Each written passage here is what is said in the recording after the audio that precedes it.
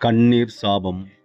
மழலையின் சிரிப்பில் மலர்ந்திருக்க வேண்டிய 165 மொட்டுக்கள் போரின் கோரப்பசியால் மண்ணோடு மண்ணாய் மடிந்து கிடக்கின்றது. அப்பாவி குழந்தைகளின் ஆத்மாக்கள் உங்களை ஒருபோதும் சும்மா விடப் போவதில்லை. நீங்கள் தாக்கிய பீரங்கி குண்டுகளை விட அந்த குழந்தைகளின் மௌனம் மிக வலிமையானது. குழந்தைகளை இழந்து தவிக்கும் பெற்றோர்கள் சிந்தும் கண்ணீர்கள் அது வெறும் உப்பு நீர் அல்ல, உங்களுக்கு விடும் தீராத சாபம்.